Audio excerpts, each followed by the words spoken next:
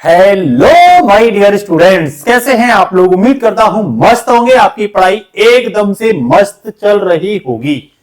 आप स्क्रीन पर देख रहे होंगे आज हम आपको जो पढ़ाने वाले हैं बहुत ही महत्वपूर्ण टॉपिक पढ़ाने वाले हैं। हर एग्जाम में दो चार क्वेश्चन, एक दो नहीं दो चार क्वेश्चन यहां से पूछे ही जाते हैं। ये टॉपिक है बजट। हालांकि अगर हम आपको संवैधानिक तौर पर बात करें तो बच्चों इसे बजट नहीं कहते हैं, इसे बोला जाता है वार्षिक वित्तीय विवरण। अगर आपसे पूछे संविधान में इसे क्या बोला जाता है तो सीधा हिट मारोगे भाई, इसे बोला जाता है वार्षिक वित्तीय विवरण। क्या बोला जाता है? वार्षिक वित्तीय विवरण। आपसे पूछेगा भारत के संविधान में इसका वर्णन कहां पे है तो भैया दो जगह है।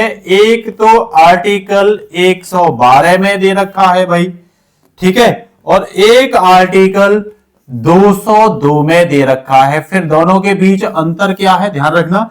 ये संसद में केंद्र का बजट पेश किया जाता है और ये राज्य विधानमंडल में राज्यों का बजट क्या किया जाता है भैया, पेश किया जाता है। ठीक है ना, इसे रियल में क्या बोलते हैं, वार्षिक वित्तीय विवरण।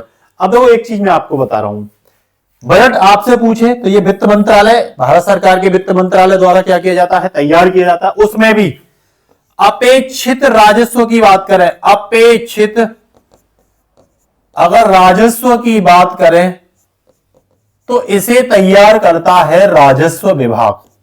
इसका विवरण कौन तैयार करता है? राजस्व विभाग तैयार करता है।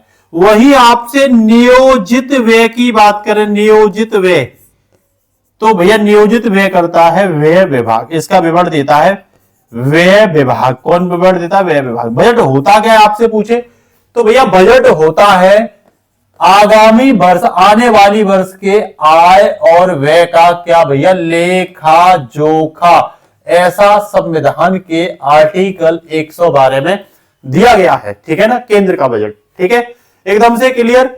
अब देखो उम्मीद क्या है, विकसित भारत की ओर एक और कदम हम रखने की ओर जा रहे हैं। मेरे साथ डिस्कशन में शामिल रहिएगा, लास्ट तक निश्चित रूप से आपको लगेगा कि भाई कुछ न कुछ हमें क्या मिला है, बेहतर मिला है, अन्य से बेहतर मिला है। अगर मैं बात करूं एक नई शुरुआत की तो प्रस्तुतकर्ता कौन है तो केंद्रीय वित्त और कॉर्पोरेट कार्य मंत्री निर्मला सीतारमण। आपसे मेरा क्वेश्चन ये है जो सभी को कमेंट बॉक्स में लिखना है, क्वेश्चन ये है निर्मला सीतारमण ने कौन से नंबर का बजट अपना पेश किया। ऑप्शन ए आपको दे रहा हूं मैं 8वां बजट, ऑप्शन बी दे रहा हूं मैं आपको 9वां बजट, ऑप्शन सी दे रहा हूं आपको 10वां बजट, ऑप्शन डी दे रहा हूं आपको 11वां बजट और ऑप्शन ई आपको दे रहा हूं भैया 12वां बजट। आप लोग कमेंट में बताओगे निर्मला सीतारमण ने कौन से नंबर का बजट पेश किया है। ठीक है ना, कहां पे तैयार हुआ ये बजट तो पहली बार कर्तव्य भवन पर। ये पहला बजट है जो कर्तव्य भवन पर तैयार हुआ है और 1 फरवरी 2026 को इसे लॉन्च किया गया है और ये आगामी वर्ष 26-27 के लिए क्या है, बजट तैयार किया गया है। ठीक है ना, बजट हमेशा आगामी वर्ष के लिए किया जाता है। इसमें इसके मूल मंत्र में 3 कर्तव्य रखे हैं, ध्यान रखना 3 कर्तव्य रखे हैं जिनमें बात की गई है कि भाई कैसे भारत का आर्थिक और सामाजिक जो ढांचा है उसको मजबूत किया जाए। वो 3 कर्तव्यों में भैया आपसे पूछ लेगा ये कौन 3 कर्तव्य हैं तो भैया आपसे पूछ लेगा पहला कर्तव्य आर्थिक और उत्पादकता को, आर्थिक विकास कैसे बढ़ाया जाए और उत्पादकता कैसे बढ़ाया जाए। अर्थव्यवस्था को आगे समृद्ध करने के लिए किस तरीके से उत्पाद बढ़ा करके एक्सपोर्ट, निर्यात को आगामी दिनों में ऊंचा रखा जाए जिससे कि भारत का आर्थिक विकास तेजी से हो और उसकी गति को बनाए रखा जाए। जिसके लिए हम उत्पादकता में प्रतिस्पर्धा रखेंगे, उत्पादकता और प्रतिस्पर्धा को बढ़ाएंगे और जो वैश्विक उथल पुथल है इस बीच में अर्थव्यवस्था में आर्थिक लचीलापन भी क्या करेंगे, अर्थव्यवस्था के लचीलापन को भी मेंटेन करेंगे और उसे क्या करेंगे, लाने का प्रयास करेंगे। दूसरा कर्तव्य पक्ष है भैया आकांक्षा और क्षमता, मतलब एस्पायरेशनल और साथ ही साथ कैपेबिलिटी। मतलब कहने का हमारा यह है कि भारत की समृद्धि के पथ में नागरिकों को कैसे सशक्त साझेदार बनाया जाएगा, इसके लिए लोगों की कैसे आकांक्षाएं पूरी की जाएंगी और नागरिकों की क्षमता को कैसे बढ़ाया जाएगा, इस पे भी पूरा टोटल जोर दिया गया है। ठीक है ना, इसके साथ अगर मैं आपसे बात करूं तीसरा है सबका साथ सबका विकास। इसका तो शुरू से ही ये वर्तमान सरकार में क्या रहा है, शुरू से ही जोर रहा है। ठीक है, भले ही हो या ना हो लेकिन जोड़ रहा है, ठीक है ना। प्रत्येक सबका साथ सबके विकास में प्रत्येक परिवार को, प्रत्येक समुदाय को और क्षेत्रों की सार्थक भागीदारी पर जोर दिया गया है कि भाई इनको भागीदारी किसकी, संसाधनों में भागीदारी, सुविधाओं में भागीदारी और अवसर में समानता की बात की गई है, ठीक है ना। ये यूजीसी का जो बिल आया था ये किसके लिए था, ये अवसर में समानता के लिए ही तो था। अब उस पर अभी क्या चल रहा है, उथल पुथल चल रही है।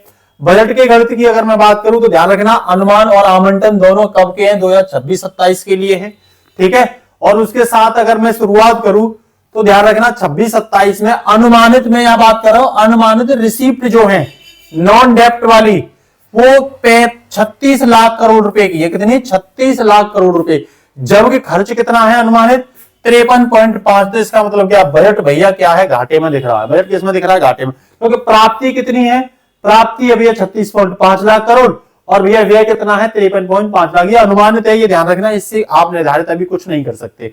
सरकार की कमाई की बात करूं, वही कर प्राप्त कहां से होगा, भाई कर से प्राप्ति। भाई मेन सरकार का सोर्स कौन होता है, टैक्स होता है। वर्तमान में भारत में जीएसटी है, ठीक है ना। तो देखना केंद्र की शुद्ध कर प्राप्ति बात करें हम तो 28.7 लाख करोड़ रुपए की है। संशोधित अनुमान अगर मैं बात करूं 25-26 के लिए तो ये 26.7 था। बजट अनुमान की बात करूं तो ये 28.7, मतलब प्राप्तियों में हम यहां क्या देख रहे हैं, बढ़ोतरी देख रहे हैं, बढ़ोतरी देख रहे हैं। क्वेश्चन डायरेक्ट बन सकता है, वर्तमान बजट में जो प्राप्तियां है वो अनुमानित वृद्धि हुई है, तो बिल्कुल वृद्धि होती हुई दिखाई दे रही है कि इस बार बजट में वृद्धि की ओर मूव किया गया है। उधारी क्या है, मार्केट बोरिंग, तो भैया सकल बाजार उधारी जो है हमारे पास, ग्रॉस मार्केटिंग बोरिंग जो है वो 17.2 लाख करोड़ रुपए है। शुद्ध बाजारी की बात करूं, नेट मार्केटिंग बोरिंग की बात करूं तो 11.7 लाख करोड़ रुपए है। वही सोर्स कहां से मिलेगा, तो दिनांकित प्रतिभूतियों के माध्यम से, जो हमारी सिक्योरिटी है, गवर्नमेंट की जो सिक्योरिटी है उनके माध्यम से ये बोरिंग की जाएंगी।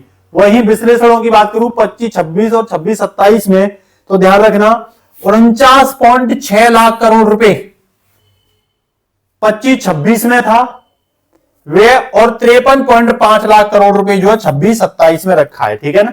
तो ये दोनों ध्यान रखना।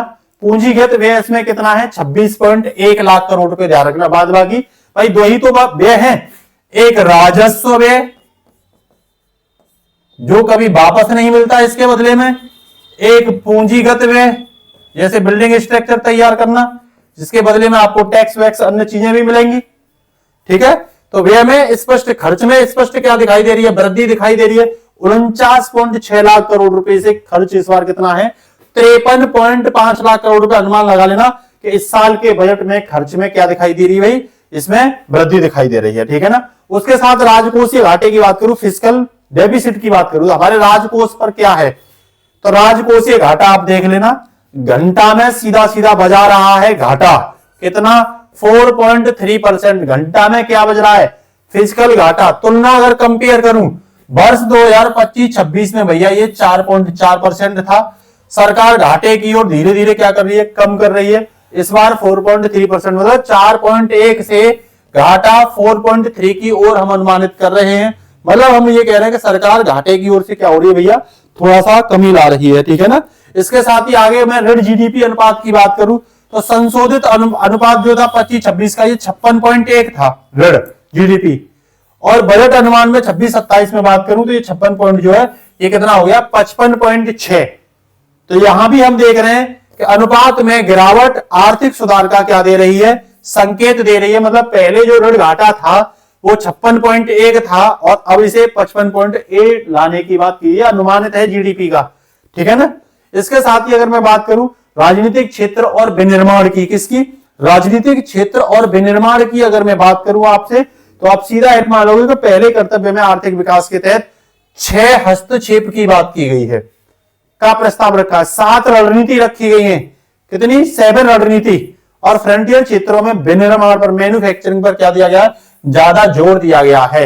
ये सब क्या है, मैन्युफैक्चरिंग के लिए ही तो लगाने की बात की जा रही है। इसमें सेमीकंडक्टर पे तो पूरा भारत का क्या है, जोर है। नई पहल में अगर हम बात करें तो बायो फार्मा शक्ति के बारे में बात की गई है, ज्ञान प्रौद्योगिकी और नवाचार के संगम की बात की गई। ध्यान रखना, संगम किसका, ज्ञान का, तकनीकी का और इनोवेशन का, ज्ञान प्रौद्योगिकी और नवाचार पर जोर दिया गया है।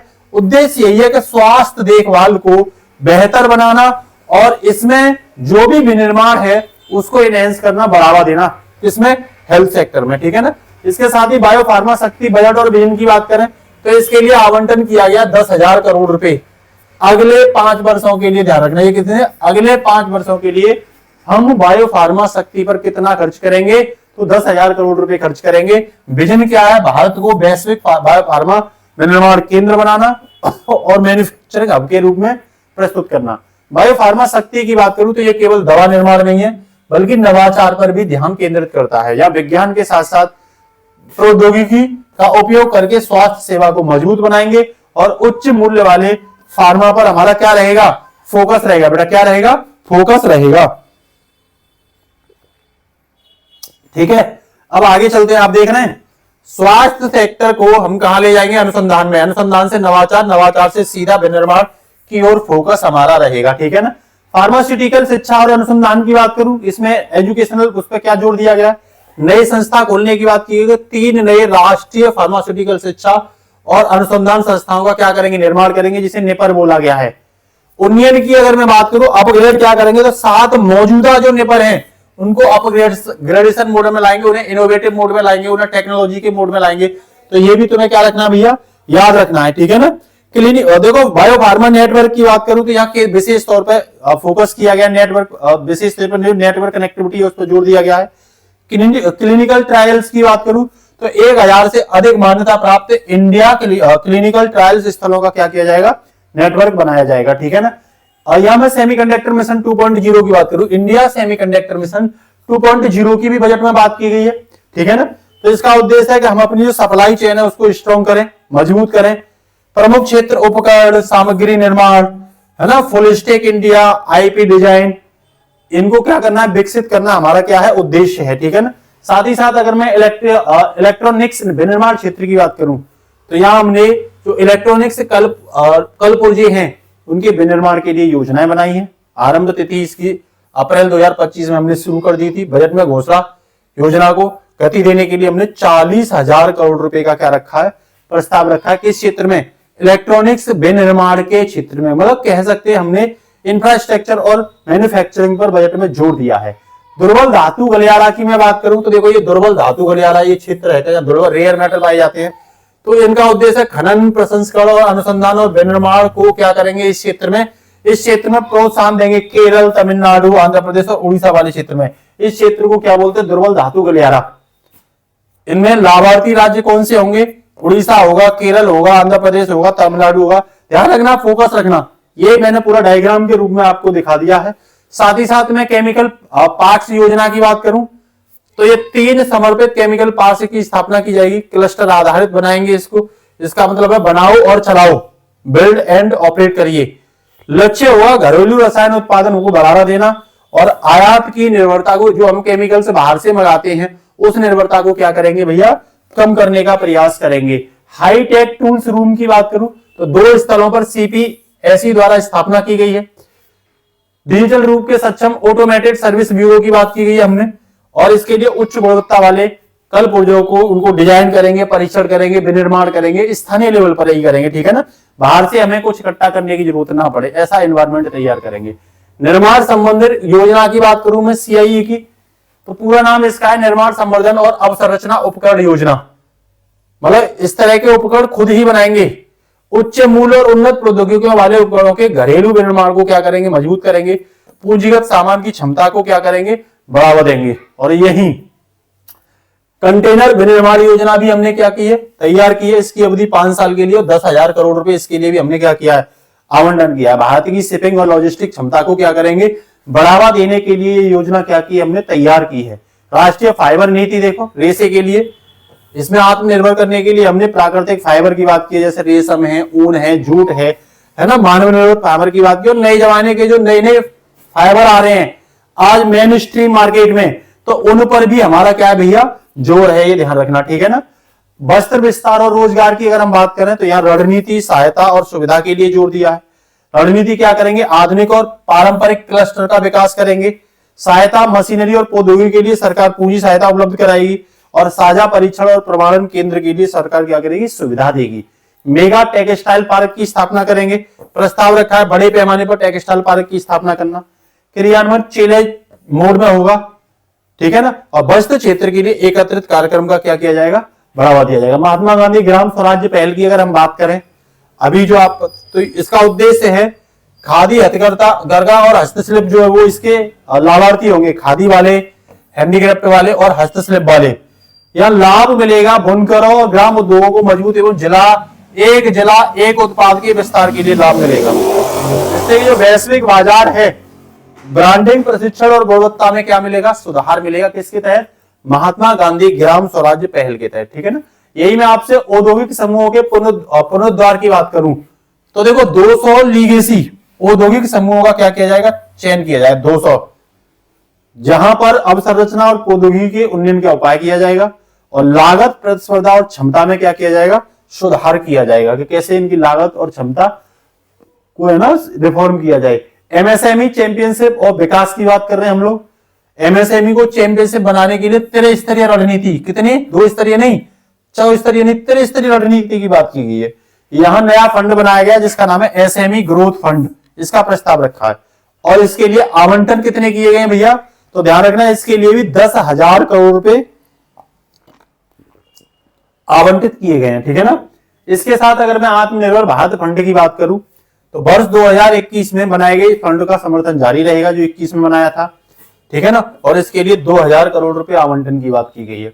अब संरचना, निवेश और वित्त पोषण में बात करूं तो भैया यहाँ पे अवसंरचना जोखिम गारंटी फंड की बात की गई है। ऋणदाताओं को आंशिक ऋण गारंटी प्रदान करने की बात की गई है। परिसंपत्ति के पुनर्चक्रण के लिए, दोबारा रिसाइकिल करने के लिए भैया यहां पर संपत्तियों का मुद्रीकरण करने के लिए REIT का उपयोग किया गया और इसके लिए 12.2 लाख करोड़ रुपए, जिसमें सार्वजनिक पूंजी जो व्यय है वो 2026-27 के लिए इतना आवंटन किया गया है। किसके लिए, अवसंरचना निवेश के लिए, ठीक है ना। माल गलियारे और जलमार्ग की हम बात करें तो सूरत से कहां तक, डाकपुनी तक, ठीक है। ये NH5 and 20 नए जलमार्ग की बात की गई है। बीच में तलचर और पारादीप वगैरह ये सब देखने को मिलेंगे, ठीक है ना। कह रहा है इसका उद्देश्य क्या है, खनिज समृद्धि क्षेत्रों को औद्योगिक केंद्रों को जोड़ना अगले 5 वर्षों में। किसके तहत, माल गलियारा और जलमार्ग योजना के तहत, ठीक है ना। तो यहां नया समर्पित माल गलियारा बनेगा जो कहां से हुआ, गुजरात के सूरत से उड़ीसा के डाकपुनी तक। उड़ीसा है या ये पश्चिमी बंगाल है, आप बताइए फटाफट से, ठीक है ना। ये कहां है आप बताइए, पश्चिमी बंगाल है क्या है ये, डाकपुनी, ठीक है ना। तो ये पारादीप उड़ीसा में है, तलचर ये सब बताना आप लोग कहां पढ़ते हैं, ठीक है। आगे चलिए, तटीय परिवहन और एविएशन की बात की गई है तो यहां सी प्लेन की बात की गई है, कोस्टल कार्गो की बात की गई है जिसके लिए 12% की बात की गई है, ठीक है ना। यहाँ कोस्टल कार्गो प्रमोशन स्कीम की बात की है, स्वदेशी निर्माण होगा इनका, है ना। ये सब शिप वगैरह है, सी प्लेन वगैरह है, खुद भारत क्या करेगा, अपने यहाँ निर्माण करेगा, ठीक है ना। अब इसके साथ आगे बात की गई हाई स्पीड रेल नेटवर्क की, 7 प्रमुख कॉरिडोर खोलने की बात की गई है जो पर्यावरण के अनुकूल हो, टिकाऊ हो, ठीक है ना, पर्यावरण के अनुकूल हो और टिकाऊ हो। इसमें मुंबई से पुणे की बात की गई है, पुणे हैदराबाद की बात की और हैदराबाद बेंगलुरु और हैदराबाद चेन्नई, और चेन्नई से बेंगलुरु और दिल्ली से वाराणसी और वाराणसी से सिलीगुड़ी, ये नए हाई स्पीड रेल नेटवर्क की क्या की गई है, बजट में बात की गई है। इसके साथ पूछ रहा कितने हाईवे, तो 7। तो शहरी विकास और ऊर्जा सुरक्षा के लिए क्या किया गया है, तो भैया इसके लिए 5,000 करोड़ रुपए मंजूर किए गए हैं जिसमें परिवहन आधारित विकास की बात की गई है, 5 वर्ष के लिए आवंटित किए गए हैं। और दूसरा CCUS तकनीकी, जिसमें कार्बन कैप्चर भंडारण की बात की गई है, इको फ्रेंडली बनाने की बात की, और इसके लिए 20,000 करोड़ रुपए की क्या की गई है, बात की गई है। 20,000 करोड़ रुपए से इसको आगे बढ़ाया जाएगा। बैंकिंग और वित्तीय सुधार, इसमें समिति जो विकसित भारत के लिए बैंकिंग सुधार की बात की है जिसमें वित्तीय स्थिरता लाना, समावेशन मतलब सबको शामिल करना, और जो कंज्यूमर है उनकी सुरक्षा देना भी इसमें शामिल किया गया है। पावर फाइनेंस कारपोरेशन का गठन करने की बात की है, PFC, इनका पुनर्गठन किया जाएगा। और जो रैक है, रूरल इलेक्ट्रिक जो कारपोरेशन है, ग्रामीण विद्युत, और 2 ही बनेंगे, एक तो PFC बनेगा और एक RAC बनेगा, रैक बनेगा, ठीक है ना। इनको बनाने की क्या की गई है, बात की गई है। वही विदेशी निवेश और म्युनिसिपल बॉन्ड की बात की गई है, FEMA समीक्षा करेगा इसकी, विदेशी निवेश के लिए सरल और उपयोगकर्ता अनुकूल रूपरेखा तैयार करना। ये गैर ऋण लिखित होंगे, ध्यान रखना। 1000 करोड़ रुपए के बॉन्ड की बात की गई है, ध्यान रखना। और 100 करोड़ रुपए का क्या मिलेगा, प्रोत्साहन मिलेगा, ठीक है ना। 100 करोड़ रुपए का क्या होगा, इसमें प्रोत्साहन की बात की गई है। कौशल विकास और पेशेवर शिक्षा के लिए टियर 2 और टियर 3 शहर बसाने की बात की गई है। यहाँ कारपोरेट मित्र भी बनेंगे, जिससे क्या होगा, रोजगार क्रिएट होंगे, जिसमें व्यवसायिक संस्था ICAI, ICSI, ICMA के द्वारा सुविधाएं देने की क्या की। उद्देश्य बस यही है कि कारपोरेट आवश्यकताओं के लिए वर्क फोर्स तैयार करना, ठीक है ना। ये भी भारत के लिए क्या है, बहुत नीडेड जरूरत है। सेवा क्षेत्र और रोजगार के बारे में अगर मैं बात करूं तो वैश्विक सेवा क्षेत्र में हिस्सेदारी 10% करने का बात की गई है 2047 तक। दुनिया का जो एविएशन सेक्टर है उसमें भारत की 10% हिस्सेदारी होनी चाहिए। और ऐसा हम कब तक कर देंगे, तो ऐसा हम भैया 2047 तक लक्ष्य रखा है। हालांकि विकसित भारत का भी लक्ष्य हमने विकसित भारत 2047 ही तो रखा है, तो ये भी देखो वहीं से गिना चुना लिया गया है। नई समिति के गठन की बात करें तो शिक्षा, रोजगार एवं उद्यम के लिए स्थायी समिति बनाने की बात की है। सेवा क्षेत्र को विकास का मुख्य संचालक बनाने की बात की गई है। और समृद्ध स्वास्थ्य सेवा के लिए एक संस्थागत इंस्टीट्यूशनल ढांचे की स्ट्रक्चर की बात की गई है कि भाई जो स्वास्थ्य सेवाएं उसके लिए हम क्या करेंगे, एक मजबूत ढांचा तैयार करेंगे, जिससे कि अपनी स्वास्थ्य की सेवाओं को मजबूत बनाया जा सके। जिसमें हम लक्ष्य और भविष्य की बात की गई है कि 1 लाख अगले 5 वर्षों में नए AHP पेशेवर जोड़ेंगे, 1.5 लाख देखभाल सेवा प्रदाता जोड़ेंगे या उनको प्रशिक्षित करेंगे, ट्रेनिंग देंगे। और यहां पे हम 1 लाख 5 वर्षों में नए पेशेवर कौन जोड़ेंगे, AHP जोड़ेंगे। अगर आपको पता है AHP मैंने आपको बता ही दिया, समृद्ध स्वास्थ्य सेवा सेक्टर को जोड़ेंगे, ठीक है ना। इसमें वृद्धों की चिकित्सा और समृद्ध देखभाल पर विशेष फोकस किया गया है कि जो भारत में वृद्ध हैं उन पर ज्यादा फोकस नहीं किया जाता, इसके माध्यम से उनकी देखरेख को मजबूत बनाया जाए। आयुष की बात की गई, घरेलू बुनियादी ढांचे की, संस्थागत ढांचा की, तो 3 नए एम्स बनाने की बात की गई है कि भाई 3 नए एम्स बनाएंगे, ठीक है ना, ये भी ध्यान रखना। और अन्य आयुष फार्मेसी, आयुष परीक्षण प्रयोगशालाओं के उन्नयन की भी क्या की गई है, बात की गई है। आयुष वैश्विक पहल में बात करें तो हमने जामनगर में WHO वैश्विक पारंपरिक चिकित्सा केंद्र खोला है। WHO वैश्विक पारंपरिक चिकित्सा केंद्र कहां खोला है, तो जामनगर में, ठीक है। उद्देश्य क्या है, केंद्र का उन्नयन करना, जिसमें साक्ष्य आधारित अनुसंधान, प्रशिक्षण और जागरूकता, इसमें कुशल कार्मिकों की भी क्या की गई है, बात की गई है। पशुपालन के लिए भी हमने चिकित्सा सुविधा के लिए 20,000 प्लस करोड़ रुपए क्या किए हैं, मतलब 20,000 जो प्लस जो है डॉक्टर, करोड़ नहीं 20,000 प्लस डॉक्टर जो है पशु डॉक्टर की उपलब्धता को इंश्योर करने की हमने क्या की है, बात की। जिससे गांव में अर्थव्यवस्था मजबूत होगी। जो गांव में पशु डॉक्टर की आवश्यकता ज्यादातर कहां पे भाई, तो आप कहोगे गांव में, तो इससे गांव की अर्थव्यवस्था क्या होगी, मजबूत होगी। निजी क्षेत्र की भी भागीदारी बात की हमने, जैसे पशु रोग विशेषज्ञ निजी क्षेत्र के, इसमें हमने ऋण संबद्ध पूंजी सब्सिडी सहायता देने की भी बात की है। पैरा पशुपालन शल्य महाविद्यालयों को खोलने की बात की है। पशु अस्पताल और नैदानिक प्रयोगशालाओं की भी बात की है। और प्रजनन सुविधाओं को बहुत अच्छे ढंग से कराने के लिए भी हमने क्या नए नए इंस्टीट्यूट खोलने की बात की है। ऑरेंज इकोनॉमी की बात करूं मैं आपसे, तो Indian institute of creative technology, ये मुंबई में ABGC क्षेत्र में कंटेंट क्रिएटिव लैब स्थापित करने में सहायता प्रदान करना किसका उद्देश्य है, ऑरेंज इकोनॉमी का उद्देश्य है। और इसके लिए इंस्टीट्यूट कहां पे है, तो मुंबई में है, ध्यान रखना। ABGC की बात करूं इसके विस्तार और लक्ष्य की, तो माध्यमिक विद्यालयों के लिए 15,000 करोड़, 15,000, और महाविद्यालयों, तो माध्यमिक विद्यालय कितने बढ़ाएंगे, 15,000, और महाविद्यालय कितने बढ़ाएंगे भैया, 5,000, ठीक है। इसमें बोला है कि इन संस्थानों में ABGC कंटेंट क्रिएटिव लैब की स्थापना और छात्रों में रचनात्मक कौशल क्या करेंगे, क्रिएटिव एक्टिविटीज स्टेबलाइज करने की बात की है। वहीं विश्वविद्यालय टाउनशिप की अगर हम बात करें तो बड़े औद्योगिक और लॉजिस्टिक कॉरिडोर के पास 5 विश्वविद्यालय टाउनशिप का क्या किया जाएगा, निर्माण किया जाएगा, ठीक है। जैसे ये औद्योगिक लॉजिस्टिक कॉरिडोर है, तो इसके पास कितने 5 बड़े क्या किए जाएंगे, विश्वविद्यालय टाउनशिप स्टेबलाइज किए जाएंगे। चुनौती मार्ग के माध्यम से राज्यों की सहायता करना इसका क्या रहेगा, उद्देश्य रहेगा। महिला सशक्तिकरण के लिए क्या किया हमने, तो प्रत्येक जिले में एक महिला छात्रावास, वित्त पोषण में BGF और पूंजीगत सहायता की बात की है। छात्राओं के लिए सुरक्षित आवास सुविधा देने की क्या की हमने, बात की है, ठीक है ना। वही अगर संस्थागत विकास की बात करें तो राष्ट्रीय अतिस्थ संस्थान की हमने बात की है। मौजूदा राष्ट्रीय होटल प्रबंधन परिषद के उन्नयन की बात की हमने। कौशल विकास कार्यक्रम की बात की हमने, 10,000 गाइड्स, है ना, IIM के सहयोग की बात की है, 12 सप्ताह हाइब्रिड मोड की बात की है हमने। वहीं डिजिटल क्रांति की अगर मैं बात करूं तो national destination digital knowledge grid बनाने की बात की है, जिसमें सांस्कृतिक, आध्यात्मिक, विरासत महत्व वाले सभी का डिजिटल दस्तावेज क्या किया जाएगा, तैयार किया जाएगा। और तैयार करना इसका क्या होगा, उद्देश्य होगा, ठीक है ना। विरासत और सांस्कृतिक की बात करूं तो जीवंत और अनुभवजन्य सांस्कृतिक गंतव्य के पुरातात्विक स्थलों को क्या किया जाएगा, विकसित किया जाएगा। सिर्फ खंडर नहीं बल्कि एक पूरा अनुभव क्या किया जाएगा, तैयार किया जाएगा इसके माध्यम से। 15 पुरातात्विक स्थल शामिल भी किए गए, पूछ लेगा इनमें कौन शामिल नहीं है, तो ये भी जानना आपके लिए क्या है, बेहद इंपोर्टेंट है। तो इसमें धौलावीर लोथल है, धौलावीरा है, राखीगढ़ी है, आदिचनलूर है, सारनाथ है, हस्तिनापुर है, लेह पैलेस है ना, साइट्स 8 है, साइट्स 9, साइट्स 10, 11 यूनेस्को की साइट है, ठीक है ना। साइट 12, 13, 14, 15 को भी इसमें क्या किया गया है, शामिल किया। ये यूनेस्को की साइट है। सभी 15 स्थलों का क्या किया जाएगा, कायाकल्प करने की बात की गई है। खेल में अगर आप बात करें तो भविष्य से ही हमने खेलो इंडिया मिशन की तैयारी कर ली है।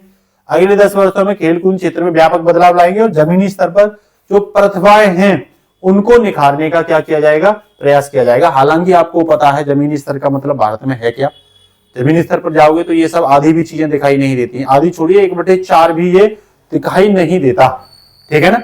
वर्तमान सरकार का तो ये हाल है कि हाल में आपने सुना होगा एक एपिस्टन फाइल की बात की जा रही है, जिसमें नरेंद्र मोदी का नाम भी देखा जा रहा है कि भाई एपिस्टन फाइल में नरेंद्र मोदी का नाम है। तो जिस प्रधानमंत्री का नाम एपिस्टन फाइल जैसी वीडियो और फोटो में आ रहा है तो उस देश का विकास कैसा हो सकता है, ठीक है ना। तो एपिस्टन फाइल अगर आपसे बात करूं तो ये क्या है, जो बड़े बड़े पैसे वाले हैं वो रंगरलियां मनाते हुए उनमें वीडियो और फोटो में दिखाए गए हैं, ठीक है ना। तो ये अभी इंडिया में और विश्व में ये सब फालतू की बातें चल रही है। किसानों की आय को बढ़ाने पे बात करूं तो मत्स्य पालन, जल प्रबंधन, 500 जलाशय और अमृत सरोवरों के विकास की, और पशुपालन में उत्पादकता को बढ़ाने की बात की जा रही है ना। इसमें बोला गया है कि उच्च कृषि को मतलब उच्च लेवल की कृषि मतलब उसका वैल्यू बढ़ाया जाए।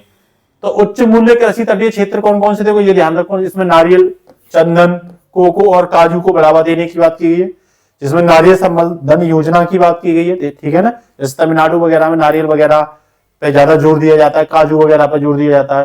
तो ये उच्च मूल्य वाली कृषि है तटीय क्षेत्र की, इनको समर्थन सरकार देगी, है ना, इनमें प्रतिस्पर्धा बढ़ाएगी। पर्वतीय और पूर्वोत्तर क्षेत्र में जैसे काजू है ना, और ये काजू है, अखरोट है, बादाम है, खुमानी है, इनको बढ़ावा देने की बात की है पर्वतीय क्षेत्र में। पूर्वोत्तर क्षेत्र में अगर के पेड़ पर विशेषतः फोकस दिया गया, अगर का पेड़, ठीक है ना, किसका, अगर के पेड़ पर ज्यादा जोर दिया गया है। मिशन 2030 में वैश्विक ब्रांडिंग की बात की गई है, तो हम अपने वैश्विक ब्रांड में काजू, कोको को प्रीमियम वैश्विक ब्रांड में बदलने की कोशिश कर रहे हैं, ठीक है ना, किसको, कोको और काजू को, ध्यान रखना इस चीज को 2030 तक। डिजिटल कृषि भारत विस्तार की बात करें तो भारत विस्तार में एक बहुभाषीय AI टूल तैयार किया गया है, जिसमें एग्रीस्टेक पोर्टल और IACR पैकेज के तहत भारत में इसका क्या किया जाएगा, विस्तार किया जाएगा, और किसानों को अपनी भाषा में आधुनिक तकनीकी की क्या मिलेगी, जानकारी मिलेगी। इसी पोर्टल पे ये पूरी जानकारी किसानों को मिल जाएगी। मानसिक स्वास्थ्य और ट्रामा केयर की अगर बात करूं तो भैया NIMHANS2 ये उत्तर भारत में क्या किया गया है, बनाया गया है। मानसिक स्वास्थ्य सेवाओं की पहुंच को बढ़ावा देना, ट्रामा केयर को क्या करना, मजबूत बनाना, ठीक है ना। क्षेत्रीय शीर्ष संस्थानों की बात करूं तो राष्ट्रीय मानसिक स्वास्थ्य संस्थानों का उन्नयन कहां पे भैया ये बनाए गए हैं, तो एक तो तेजपुर और एक का रांची। आप लोग बताओगे क्या तेजपुर आसाम में है, ये भी आप बताओगे। इसमें क्या होगा, शीर्ष जो क्षेत्रीय शीर्ष संस्थान है उनको विकसित करने का क्या किया गया, प्रयास किया गया है, ठीक है ना। इसके साथ ही अगर मैं पूर्वोदय औद्योगिक विकास की बात करूं तो एकीकृत पूर्वी तट औद्योगिक गलियारा दुर्गापुर, तो इसमें बेहतर संपर्क नोड के साथ इसे विकसित किया गया है। कहां पे किया गया है, दुर्गापुर में, याद रखना आप लोग, दुर्गापुर में किया गया है। दुर्गापुर किस राज्य में पड़ता है, क्वेश्चन आपके लिए है।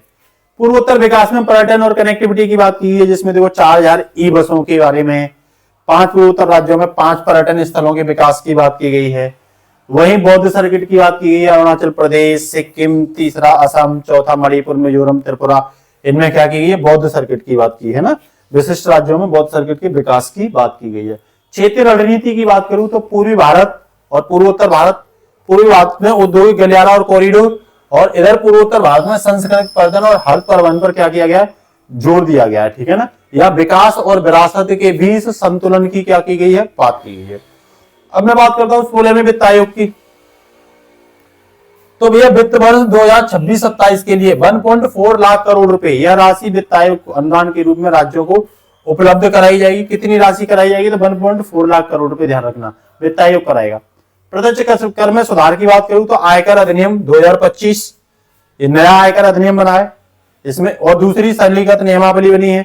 सरलीकृत प्रपत्र आम नागरिक आसानी से क्या करेगा, इनका अनुपालन करेगा और ये लोगों को जल्दी अधिसूचित कर दी जाएंगी। आयकर विभाग में अगर मैं बात करूं तो अधिनियम पारित किया गया 2025 में, प्रभावी तिथि अभी 1 अप्रैल 2026 है। ध्यान रखना कितनी, 1 अप्रैल 2026 प्रभावी बताई जा रही है। ये अगले वित्त वर्ष से क्या हो जाएगी, लागू हो जाएगी, ठीक है ना, अधिनियम पारित के बाद। जीवन जीने की सुगमता की बात करूं तो मोटर दुर्घटना वाहन का दावा, इसमें ब्याज पर कर छूट दी गई है। नो टीडीएस की बात की गई है, ठीक है ना, कि स्रोत पर कर नहीं काटा जाएगा। लाभार्थी साधारण व्यक्ति होगा, आम नागरिक होगा इसमें। विदेश यात्रा में बात करें तो टीसीएस और मानव श्रम की बात की गई है। विदेश यात्रा पैकेज की बिक्री पर 2%, पहले क्या था, ये 20% था, अब इसे 2% करने का क्या रखा है, प्रस्ताव रखा है कि भाई विदेश यात्रा के लिए आपको टीसीएस की जो दर है पहले 20% थी, अब इसे क्या कर दिया है, 2% कर दिया। क्या कटौती बिना किसी राशि निर्धारण के लागू होगी। मौजूदा दरें 5% और 20% है, जो अब क्या कर दी है, 2% कर दी है, ठीक है ना। मानव श्रम आपूर्ति के लिए सरलीकृत टीडीएस का प्रावधान किया गया है, ये भी ध्यान रखना। छोटे करदाताओं के लिए क्या सुविधा है भैया, तो कम या शून्य कटौती प्रमाण पत्र।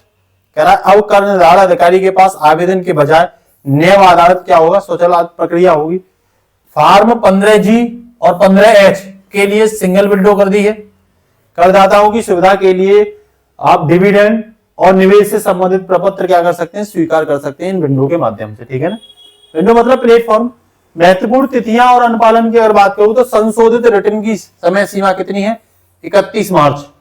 पहले 31 दिसंबर थी, अब मामूली सी शुल्क के साथ क्या की गई है, मामूली शुल्क के साथ बढ़ाई गई है। अचल संपत्ति की बिक्री अनिवासी द्वारा, कह रहा है निवासी क्रेता को अब 10 की आवश्यकता नहीं रहेगी, फॉर्म 10 की, और पेन की भी आवश्यकता नहीं रहेगी। कह रहा पेन आधारित चालाना के माध्यम से टीडीएस जमा कर सकते, पेन के माध्यम से कर सकते हैं, 10 की आवश्यकता नहीं रहेगी, 10 मत, ठीक है ना, निवासी क्रेता को। आगे चलें, अब आगे विदेशी संपत्ति एक मुश्त छूट, कह रहा एक मुश्त 6 महीने की क्या दी गई है, छूट दी गई है। आगे विवाद और जुर्माना सरलीकरण की बात की गई है। आईटी सेक्टर, कह रहा आईटी आकलन और जुर्माने की कार्रवाई की एकीकृत करने का प्रस्ताव रखा है। अब अपडेटेड रिटर्न की बात की गई है, गलत विवरण पे अतिरिक्त आयकर के भुगतान के साथ छूट दी गई है, ठीक है ना। तो ये बेसिक सी बातें हैं। सहकारिता क्षेत्र में कटौती का विस्तार किया गया है। पशु चारे, बिनोले, अब इनकी आपूर्ति की जाएगी। दूध, तिलहन, फल और सब्जी से पहले ये शामिल किए गए हैं, ठीक है ना। अब आगे चलिए, सहकारिता क्षेत्र में लाभांश और निवेश और क्या है, तो निवेश की समय सीमा 31 जनवरी 2026 है। कह रहा है अधिसूचित सहकारी संघ द्वारा ये क्या किया जाएगा, निवेश। प्राप्त लाभांश 3 वर्ष की अवधि के लिए क्या किया गया है, छूट दी गई है, इसमें ध्यान रखना। आईटी क्षेत्र को बढ़ावा देने के लिए सेफ हार्बर की बात की गई है, ठीक है ना। कह रहा है सेफ हार्बर प्राप्त करने की सीमा कितनी है, 300 करोड़ रुपए से बढ़ा करके 2000 करोड़ रुपए की जा रही है आईटी सेक्टर में। इसमें मार्जिनल जो दर होगी वो 15.5% सॉफ्टवेयर विकास के लिए, केपीओ के लिए और आईटी सेवाओं के को बढ़ावा देने के लिए ये दर रखी गई है, ठीक है ना। चलें आगे, इसके बाद एपीए और संबंध संस्थाओं की बात की जा रही है, ठीक है ना। जिसमें कहा गया है कि संशोधित विवरणी की सुविधा का विस्तार किया गया है। जो कंपनी एडवांस प्राइसिंग एग्रीमेंट में शामिल होती है उसे उपलब्ध सुविधा अब संबद्ध संस्थाओं को भी प्रदान की जाएगी। इसके साथ वैश्विक व्यापार और डेटा सेंटर की बात की गई है कि भाई 2037 तक कर में क्या की जाएगी, रियायत है 15% सेफ हार्बर। तो पूछ लेगा सेफ हार्बर कितना है, कह रहा है यदि डेटा सेंटर प्रदाता संबंध कंपनी है तो लागत पर 15% मार्जिन किया जाएगा, ठीक है ना। आगे देखिए, कर प्रशासन में सुधार की बात की गई है, जिसमें महत्वपूर्ण बदलाव भी किए। वर्ष 2027-28 से आईसीडीएस समाप्त कर दी जाएगी, ठीक है ना। पृथक लेखांकन अपेक्षाएं क्या कर दी जाएंगी, समाप्त कर दी जाएंगी। बायबैक कराधान उद्देश्य और बदलाव की बात की गई है इसमें, ठीक है ना। यहाँ पे जो अनुचित उपयोग है बायोबैक में और टैक्स कंपनियों की जगह शेयर धारकों के हाथों में, वो हाथों में लगना चाहिए। साथ ही साथ उस पर अनुचित जो है ना, उस पर रोक लगाई जाएगी, ठीक है ना। इसके साथ बायोबैक टैक्स की प्रभावी दरें भी रखी है। कॉर्पोरेट प्रवक्ता के लिए कितनी है ये, 22% और गैर कॉर्पोरेट वाले के लिए बायोबैक टैक्स की दरें कितनी है 30%। ध्यान रखना बायोबैक टैक्स की दरें कॉर्पोरेट के लिए 22% है भैया, गैर कॉर्पोरेट के लिए कितनी है 30% रखी गई है। वही टीसीएस दरों का युक्तिकरण की अगर मैं बात करूं तो एल्कोहल, लिकर और स्क्रैप और खनिज इन पर कितनी है 2% है। क्या टीसीएस दर, क्या है ये टीसीएस दर 2%। ठीक है, पहले 5 और 20 थी, अब कम कर दिया है। तेंदुपत्ता विशेष राहत की बात की है, तेंदुपत्ता पर टीसीएस की दर को भारी कटौती की गई है, कर भार में कमी कर दी है। ये भी कितना, पहले 5% थी तेंदुपत्ते पर, अब कितनी कर दी है टीसीएस, अब ये टीसीएस जो 2% कर दिया है। ठीक है ना। इसके साथ ही अगर मैं बात करूं प्रतिभूति लेन देन कर जिसे एसटीटी, इसमें वृद्धि की गई है। क्या की गई है वृद्धि, कह रहा वायदा सौदे और ऑप्शन प्रीमियम की बात करें तो दोनों पर एसटीटी बढ़ाया गया है। पुरानी दरें 1% से 1 ये थी पुरानी दरें, अब नई एक तो 0.1 से लेकर के 0.125 थी, अब इसे 0.15 कर दिया, मतलब बढ़ा दिया गया है, ध्यान रख देना। ठीक है, नई दर को। मैट की बात करूं तो दर कटौती और क्रेडिट सीमा, मैट में बदलाव किया गया है। 1 अप्रैल 2026 से बंद करने की बात की है, मैट को अंतिम कर बनाया जाएगा, फाइनल टैक्स बनाया जाएगा। दर में बदलाव किया गया है, पहले मैट जो था वो 15% लगता था और अब मैट कितना कर दिया भाई, अब मैट 14% कर दिया गया। ध्यान रखना कितना कर दिया गया है, तो 14% कर दिया गया है। ठीक है, इसके साथ ही सी फूड्स निर्यात की बात करूं तो पहले 1% था, अब सी फूड निर्यात का क्या वो रखा है 3% रखा है। कर मुक्त निर्यात सीमा होगी, ध्यान रखना। ठीक है, सी फूड मतलब मछली वगैरह, झींगा वगैरह, इन सब की बात करें। चमड़ा और टेक्सटाइल उत्पाद की अगर हम बात करें तो चमड़ा और सिंथेटिक फुटवियर के निर्यातकों को बढ़ावा देने की बात की गई है, जिसमें कर मुक्त निर्यात की क्या की गई है बात की गई है, टेक्सटाइल और चमड़ा दोनों के लिए। ठीक है ना। अब आगे ऊर्जा संक्रमण, सोलर और बैटरी की बात करें तो बैटरी लिथियम आयन सेल निर्माण के लिए पूंजीगत सामग्री पर क्या दी गई है छूट दी गई है। वहीं सोलर ग्लास की बात करें तो यहां निर्माण में प्रयुक्त जो सोडियम एंटीमोनेट थे उसके आयात में भी क्या मिलेगी बीसीडी से छूट मिलेगी। किससे, बीसीडी से, मतलब टैक्स से आपको क्या मिल जाएगी छूट मिल जाएगी। न्यूक्लियर पावर की बात करें तो 2035 तक का हमने क्या रखा है, न्यूक्लियर पावर का विजन रखा है, कब तक का 2035 तक का रखा है। न्यूक्लियर पावर परियोजनाओं के लिए आवश्यक सामग्री के आयात पर बीसीडी से क्या दी गई है भाई छूट दी गई है। ठीक है ना, 2035 तक। ठीक है ना, कब तक 2035 तक के लिए। अब वहीं में महत्वपूर्ण खनिज की बात करूं तो प्रसंस्करण को बढ़ावा देने की बात की है, उनको प्रोत्साहन करने के लिए बात की है। ठीक है ना, तो इसमें भी बीसीडी से क्या दी गई है छूट दी गई है, ध्यान रखना। ठीक है ना। वहीं बायोगैस मिश्रित सीएनजी की बात करूं तो ग्रीन मोबिलिटी को बढ़ावा देने के लिए केंद्रीय उत्पाद शुल्क में राहत दी गई है। किसमें, केंद्रीय उत्पाद शुल्क में क्या दी गई है राहत, जिसमें सीएनजी और बायोगैस पर पूरे मूल्य पर क्या है शुल्क छूट है, ध्यान रखना। ठीक है ना, सीएनजी और बायोगैस पर। वहीं विमानन और रक्षा क्षेत्र की बात करूं तो निर्माण और असैनिक और प्रशिक्षण विमानों के कलपुर्जों की कलपुर्जों पर जो सीमा शुल्क है उसमें छूट दी गई है विमान की। रक्षा में अगर बात करूं तो रक्षा इकाइयों द्वारा मरम्मत के लिए जो आयातित हैं, जो हम बाहर से मंगाते हैं, उन पे भी क्या दी गई है छूट दी गई है। इलेक्ट्रॉनिक्स माइक्रोवेव ओवन की बात करूं, देखो ये भी चर्चा में रहा है, इलेक्ट्रॉनिक्स माइक्रोवेव ओवन। इनमें मेक इन इंडिया को बढ़ावा देने की बात की है कि इनको भारत में ही बनाया जाए। विशेष छूट दी गई है, माइक्रोवेव ओवन के निर्माण में इस्तेमाल होने वाले विशेष पुर्जों पर सीमा शुल्क क्या कर दिया गया है छूट के तहत रख दिया गया है। ठीक है ना। वही अगर मैं सुधार के मुख्य स्तंभ की बात करूं तो सेज और विनिर्माण स्पेशल इकोनॉमिक जोन, जीवन की सुगमता पर फोकस दिया गया। मेडिकल सेक्टर, निर्यात प्रोत्साहन को वृद्धि दी गई है। व्यापार को सुगमता से बनाना और टेक्नोलॉजी से बनाना, प्रौद्योगिकी के तहत रखना, इस पर जोर दिया गया है इस साल के बजट में। वहीं मैं सेज की बात करूं, विशेष आर्थिक क्षेत्र की, स्पेशल इकोनॉमिक जोन की, तो एक बारगी उपाय किया गया है इसमें। सेज में विनिर्माण संयंत्रों के लिए घरेलू टैरिफ क्षेत्र में उत्पादों की बिक्री की क्या की गई सुविधा, डीटीए की। शर्त यह है कि बिक्री की मात्रा उनकी निर्माण प्रदर्शन के अनुपात तक क्या हो, सीमित हो। इस बिक्री के लिए रियायती दरों का क्या रखा गया, प्रस्ताव रखा गया है। देखो ये सेज है और ये जहां पे जो सप्लाई होगी डीटीए है, इंडिया। ठीक है ना। तो ये टैरिफ की क्या की गई है यहाँ पे भाई। जीवन की सुगमता और व्यक्तिगत आयात के बारे में बात करूं तो भाई 20% से कितना कर दिया, ये 10% कर दिया है कि व्यक्तिगत इस्तेमाल के लिए आयात किए जाने वाली सभी कर योग्य सामग्रियों पर टैरिफ दर 20% से घटाकर कितनी कर दी है 10% कर दी है, जिसमें आम नागरिक के आयात की वस्तुओं की सस्ता। तो जो इसका मतलब क्या है, व्यक्तिगत आयात का मतलब है जो हमें आम जिंदगी में आवश्यक वस्तुएं हैं पहले 20% टैक्स लगता था, अब उस पर क्या कर दिया, 10% कर दिया है, ठीक है ना। वही स्वास्थ्य और चिकित्सा में अगर बात करूं तो 17 विशिष्ट दवाइयों और औद्योगिक मूलभूत सीमा शुल्क पर क्या किया गया, छूट दी गई है।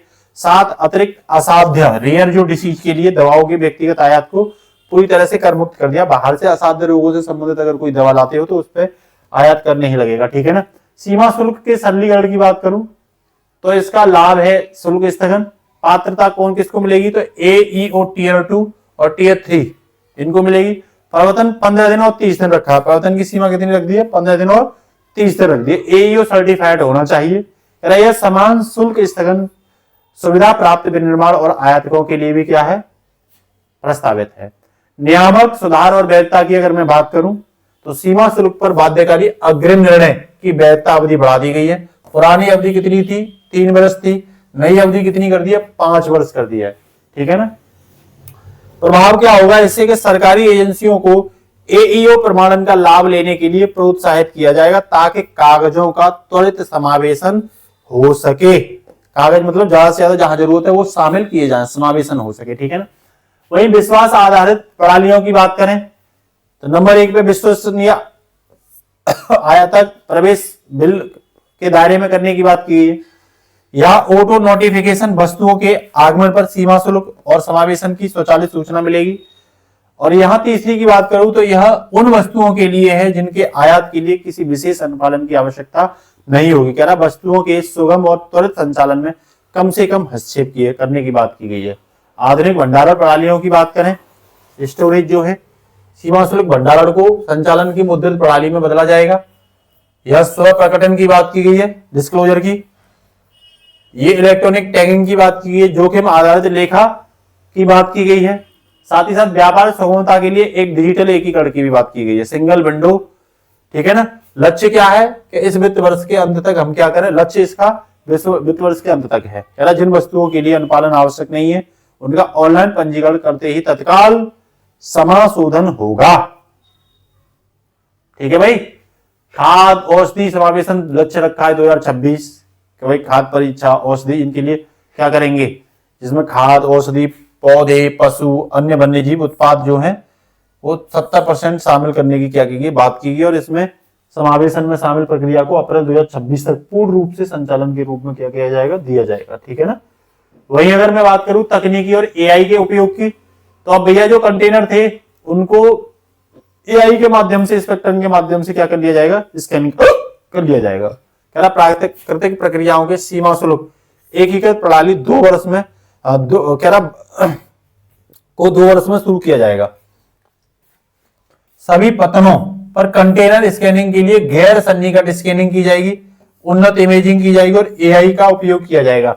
तो उसमें AI के माध्यम से और स्कैनिंग माध्यम से क्या है क्या नहीं है वो कर लिया जाएगा, है ना। अब यहाँ बेईमानी के चांस कम हो जाएंगे। निर्यात प्रोत्साहन समुद्री क्षेत्र की बात की है, शुल्क मुक्त किया गया है। विशेष सेज अथवा समुद्र के भारतीय नौका द्वारा पकड़ी गई मछलियां शुल्क मुक्त होंगी। कह रहा निर्यात का दर्जा, यदि ऐसी मछली को किसी विशेष पत्तन पर उतारा जाता है तो उससे निर्यात वस्तु माना जाएगा। मैं ये कहा गया है तुमने कहीं से भी पकड़ के लाओ, अगर सेज के अंतर्गत लेके आ रहे तो छूटा और उसके अलावा किया जाएगा तो उसमें भैया क्या लगेगा, विदेशी पत्तन। मान लो ऐसी मछली, निर्यात का दर्जा का मतलब है जब ऐसी मछली जिसे आपने विदेशी पत्तन पर उतारा है तो उसे निर्यात वस्तु माना जाएगा। कि आप क्या कर रहे हो, निर्यात पकड़ भारत से रहे हो, विदेशी पत्तन पर आप क्या कर रहे हो, रोक रहे हो, वहीं से वहीं सप्लाई करने का प्रयास कर रहे हो तो ये निर्यात वस्तु है, उस पर निर्यात टैक्स लगेगा। सिंपल सी बात है, ठीक है ना। अगर भारत के अंदर ही है, भारत के अंदर के पोर्टों पे ये तो फिर कोई दिक्कत वाली बात नहीं है, उसमें निर्यात टैक्स नहीं लगेगा, ठीक है। इसके साथ ही अगर मैं बात करूं ई कॉमर्स और MSME को बढ़ावा देने की, तो वैश्विक बाजार में छोटे व्यवसाय कारीगर और स्टार्टअप की पहुंच आसान बनाने के लिए कुरियर निर्यात प्रति खेप 10 लाख रुपए की वर्तमान मूल्य सीमा को पूरी तरह से हटाया जाएगा, ठीक है ना। और यही क्या है भाई आज का बजट है विकसित भारत के लिए, लक्ष्य रखा है 2047। कैसी लगी क्लास आपको जरूर बताना, और जो क्वेश्चन पूछे जाएंगे वो सब यहीं से पूछ ले जाएंगे, इसीलिए आप लोग क्या करना है, इन्हें तैयार करना है ना। बजट की कुछ कितने लाख करोड़ रुपए कहां खर्च किए गए ये बातें अगली एक क्लास में और दे देंगे। आज के लिए इतना ही, नमस्कार, जय हिंद दोस्तों, भारत माता की जय।